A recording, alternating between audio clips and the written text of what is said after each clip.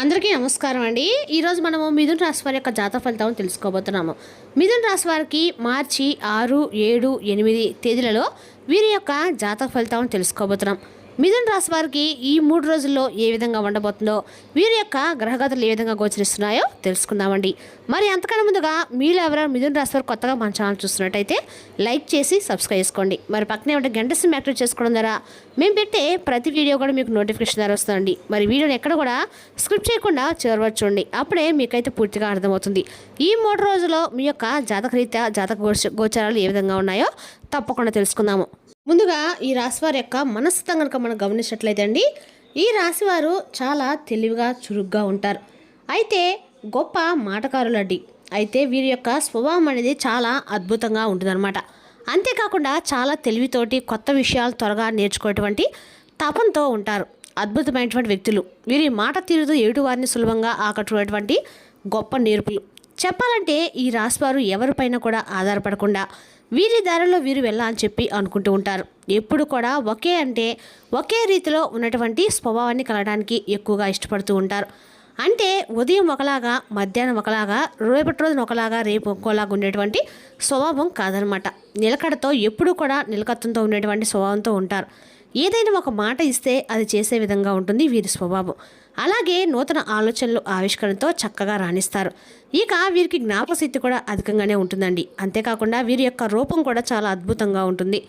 బ్రహ్మాండమైనటువంటి రూపలావణ్యంతో అద్భుతంగా ఉంటారని చెప్పుకోవాలి.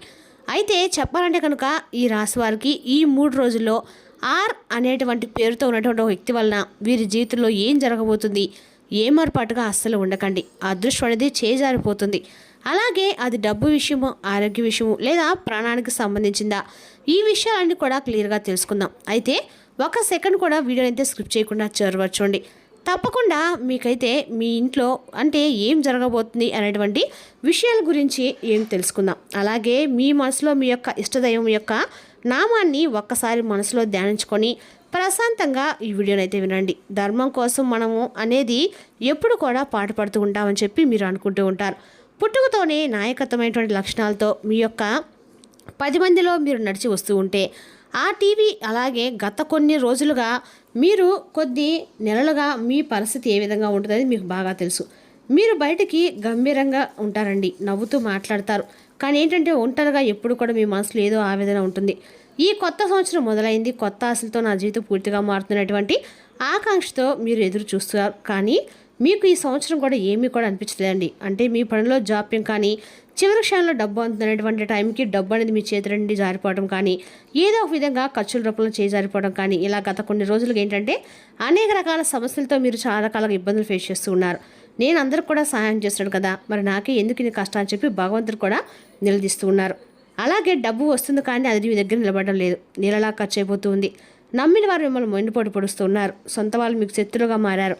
ముఖ్యంగా చెప్పాలంటే భార్యాభర్తల మధ్య చిన్న చిన్న మాటలు కాస్త పెద్ద గొడవలుగా మారి మనశ్శాంతి లేకుండా చేస్తూ ఉన్నాయి. అలాగే ఆరోగ్య విషయంలో కూడా ఏదో తేనటువంటి భయం అనేది, గుండెదడ, నిద్రలేని సమస్యలు బాగా వేధిస్తూ ఉన్నాయండి. అయితే బాధపడిన అవసరం అయితే లేదండి. కాలం ఎప్పుడు కూడా ఒకేలా అయితే ఉండదు. చెప్పాలంటే ఈ 3 రోజులు మీ జాతక చక్రంలో చంద్రుడి యొక్క సంచారం, అలాగే రవిస్థానం ఒక అదృష్టమైనటువంటి యోగాన్ని మీకు సృష్టించబోతుంది. అయితే ఇన్నాళ్ళు మీరు పడినటువంటి అవమానాలకు, ఇన్నాళ్ళు మీరు పడినటువంటి కొన్ని కష్టాలకు సమాధానం దొరికేటువంటి రోజులండి ఈ 3 రోజులు. మీ శత్రువులు మీ కాళ్ళ దగ్గరికి వచ్చి క్షమాపణ అడిగేటువంటి రోజు. ముందుగా చెప్పాలంటే మీ ఇంట్లో జరగబోయేటువంటి కొన్ని ఊహించినటువంటి మార్పుల గురించి అయితే ఇప్పుడు మనం మాట్లాడుకుందాం. చెప్పాలంటే మీ కుటుంబం అంటే ప్రాణం అండి. మీకోసం మీరు బ్రతకరు, మీ వాళ్ళ కోసం బ్రతుకుతారు. అయితే ఏంటంటే ఈ 3 రోజుల్లో మీ జీవితంలో ఏం జరుగుతుందనే విషయానికి వస్తే కనుక మీ ఇంట్లో ఒక శుభ పరిణామం అనేది చోటు చేసుకోబోతుంది. దీర్ఘకాలిక సమస్యకు ఒక పరిష్కారం దొరకబోతుంది. మీ ఇంట్లో ఎప్పటి నుండో ఒక సమస్యను నలుగుతూ వస్తుంది అనుకోండి. అది ఆస్తి గొడవ కావచ్చు, లేదంటే వివాహ సంబంధం కుదరకపోవడం కావచ్చు. అయితే ఈ 3 రోజుల్లో దానికి ఒక క్లారిటీ అనేది వస్తుందండి. ఒక ఫోన్ కాల్ రూపంలో కానీ, ఒక బంధువు రూపంలో కానీ మీకు సహాయపడతారు. ఆకస్మిక ధనలాభం అనేది, సడన్గా మనీ అనేది మీ చేతికి అందుతుంది. అలాగే ఎప్పుడో మర్చిపోయినటువంటి బాకీలు మీకు వసూలవుతాయి, లేదా పూర్వీకుల యొక్క ఆస్తికి సంబంధించిన వ్యవహారం మీకు అనుకూలంగా మారుతుంది. అలాగే సంతాన విజయం, మీ పిల్లల గురించి మీరు చాలా అంటే చాలా బెంగ పెట్టుకుంటారు కదా. మరి చదువుల్లో కూడా ఉద్యోగం మంచి వార్తలు అనేది మీకు వినిపిస్తారు. అది మీ గుండె బరువును కొంచెం తగ్గిస్తుంది. కానీ ఇదంతా జరగాలంటే మీరు ఈ 3 రోజులు చేయవలసిన పనులు కూడా కొన్ని ఉన్నాయండి. అవేంటనేది ఇప్పుడు మనం వివరంగా తెలుసుకుందాము. ఇప్పుడు చాలా అంటే చాలా జాగ్రత్తగా మనసు పెట్టి వినండి. ముఖ్యంగా మీ మనసును ప్రశాంతంగా ఉంచుకోవడానికి ప్రయత్నించండి. అలాగే భగవంతుడి కృతజ్ఞతలు చెప్పుకోండి. ఒక్కో రోజు మీకు ఎలాంటి ఫలితాలు రాబోతున్నాయి అనేది తెలుసుకుందాము.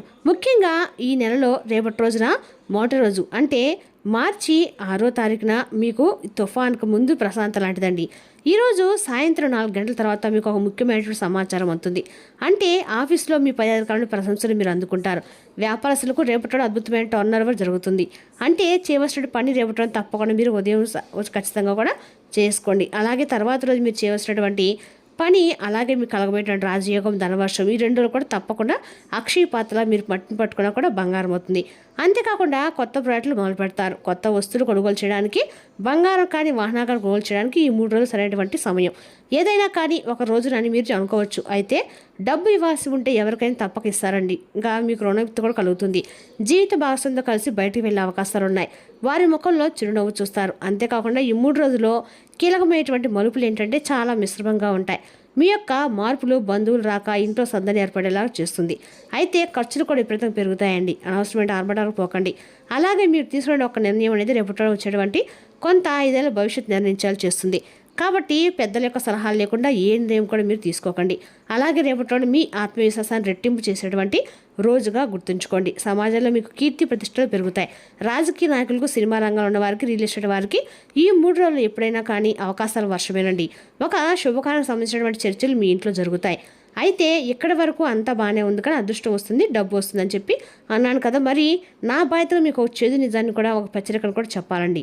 అంటే నేను చెప్పేటువంటి విధంగా ఒక విషయం అనేది గమనించినట్లయితే అత్యంత జాగ్రత్తగా ఈ 3 రోజుల మధ్యలో మీ జీవితంలో మీరు ఎప్పుడూ కూడా అంటే ఆవేశానికి, అహంకారానికి, అలాగే ఎక్కువగా కోపానికి వీటికి గురయ్యేటువంటి ప్రమాదం అయితే ఉంది. ముఖ్యంగా సంతకాలంటే షూరిటీ సంతకాలు దయచేసి చేయకండి.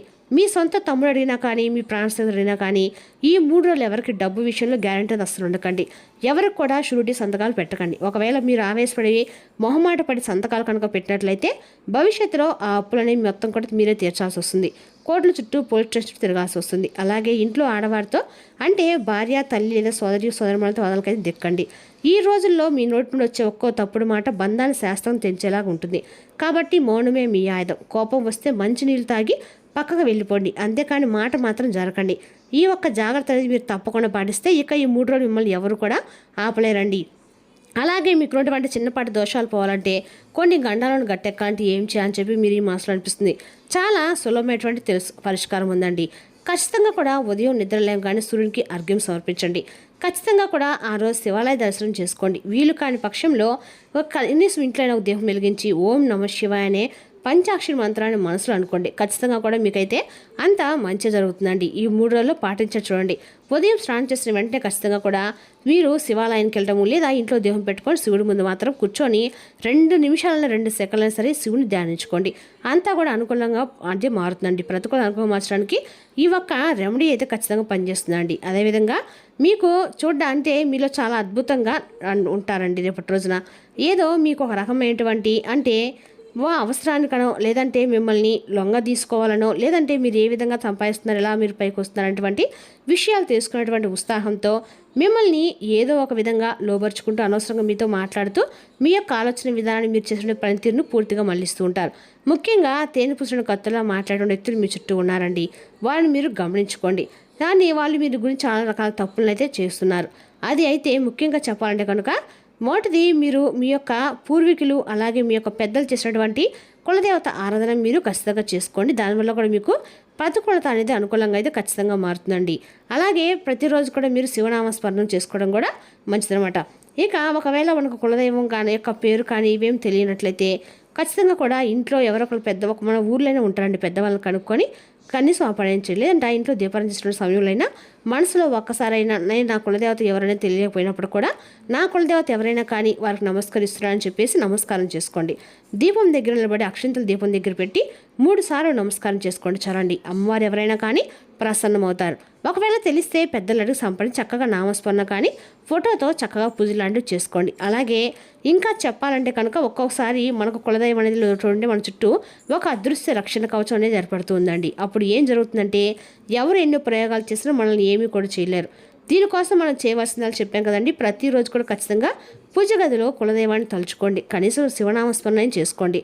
అలాగే దారిలో కనిపించినటువంటి మూగజీవులకు పక్షులకు ఆహారం పెట్టాలి.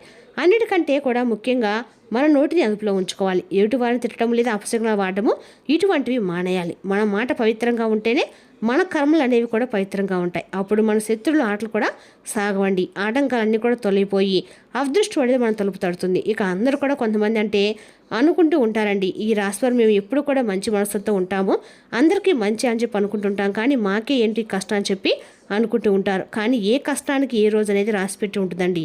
ఆ కష్టం అంతవరకు అనుభవించాల్సి ఉంటుంది. అది కర్మ ఫలితం.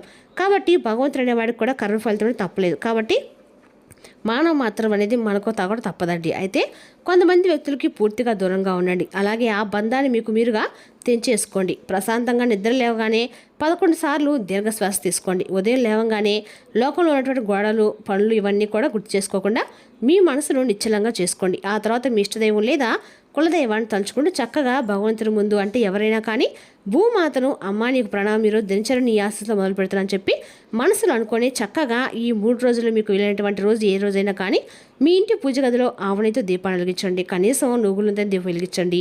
అలాగే ఖచ్చితంగా కూడా నెగిటివ్ ఎనర్జీ వేలతో సహా పెగిలించేటువంటి శక్తి ఉంటుందన్నమాట. ఈ దీపం వెలిగించడం వల్ల ఏంటంటే మీ కులదైవం వెంటనే ప్రసన్నమవుతారు.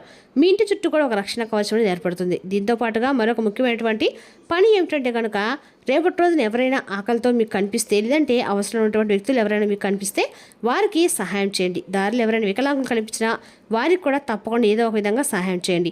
మూగజీవులకు ఆహారం పెట్టడం లాంటివి చేయండి. ఈ 3 రోజులు మీకు విద్య, ఉద్యోగం, ఆరోగ్యం, వ్యాపారం ఇటువంటివన్నీ కూడా చాలా అద్భుతంగా మీకు రాణిస్తారండి. మీరు చేసేటువంటి పుణ్యకార్యాలయం మీకు రక్షణగా అయితే 3 రోజులు నిలబడబోతున్నాయి. మన మీద మనకు నమ్మకం ఉన్నంత వరకు ఏ శక్తి కూడా మనల్ని ఓడించలేని మాత్రం గుర్తుపెట్టుకోండి. కాబట్టి మీరు కూడా ఏంటంటే ఒకటి మాత్రం నిజం తెలుసుకోండి, మీ మనసు అనేది గట్టిగా ఉన్నప్పటికీ మనిషిని ఈ ప్రపంచంలో ఏ శక్తి కూడా ఓడించలేని చెప్పి గుర్తుపెట్టుకోండి. ఎవరైతే మన కులదైవాన్ని పితృదేవతను ఎప్పుడు కూడా స్మరించుకుంటూ ఉంటారో వారికి ఏ శత్రువు కూడా ఎన్నడూ కూడా హాని చేయరండి. అయితే చాలామంది విజయం రాగానే ఇదంతా కూడా నా కష్టం, అలాగే నా తెలివితేటల వల్ల నాకు ప్రాప్తి ఇచ్చింది అనేటువంటి అహంకారంతో కొంతమంది మాట్లాడుతూ ఉంటారు. సొంత శక్తిపై నమ్మకం ఉండడం అనేది మంచిదే, కానీ భగవంతుని యొక్క కృపలేనిదే ఆకు కూడా కదలదండి. ఈ విషయాన్ని ఎప్పుడు కూడా అహంకారంతో మర్చిపోకూడదు. నాదే మంద అంతా కూడా భగవంతుని దయ, నా శక్తి శూన్యం అంతా కూడా భగవంతుని యొక్క ఆశీర్వాదాన్ని ఎవరైతే వినయంగా మనసులో అనుకుంటారో వారి బాధ్యతను భగవంతుడు ఎప్పుడు కూడా మోస్తూనే ఉంటాడు. అలా అహంకారం లేనటువంటి మనిషి వాడి జీవితం రోజు రోజుకి ఎంతో అభివృద్ధిని సాధిస్తారండి. అలాగే కులదైవం, పితృదేవతలకు ఆశీస్సులు కనుక ఏ మనిషికి అయితే తోడవుతాయో వారు తలపెట్టినటువంటి ప్రతి పని కూడా విజయం అయితే అవుతుంది. అలాగే రేపటి రోజున ఈ 3 రోజులు ఆరేటువంటి అక్షరంతో ఉన్నటువంటి వ్యక్తి ద్వారా ఏ కుట్రలు కూడా మీ దగ్గర రాలేవండి. అందుకే చిన్నప్పటి పరిహారాలు పాటిస్తూ దైవానుగ్రహంతో ముందుకు సాగండి. మీ జీవితం అనేది మరలా ఆనందం అయితే కావడం అనేది ఖచ్చితంగా జరుగుతుందండి. రేపటి రోజు ఖచ్చితంగా మాత్రము ఈ 3 రోజుల్లో ఈ రాశి వారంగా కూడా అనుకూలంగా ఉందని చెప్పుకోవాలి. కానీ ప్రతికూలతను అనుకూలంగా మార్చడానికి మాత్రము మీరు నిద్ర లేగానే ఇంట్లో దేహం వెలుచుకొని ఓం నమః శివాయ అనే పంచాక్షర మంత్రాన్ని మనసులో పూర్తిగా స్వామిని మనసులో ధ్యానించుకోవడం వల్ల మీకు అండగా కూడా ప్రతికూలం అనుకూలంగా మారుతుందండి. మరి తెలుసుదాకండి ఈ రాశి వారికి ఈ 3 రోజుల జాతక ఫలితాలను తిరిగి రేపు మరో రాశితోటి మళ్ళీ కలుద్దాం.